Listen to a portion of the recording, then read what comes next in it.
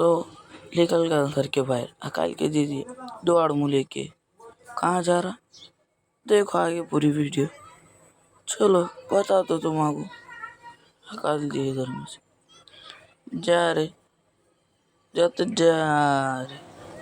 जा रहे तुम दो मुँह लेके आगे गटर के पास। ये देखो चिक्कड़ खड्डे पिड्डे, देखो भाई।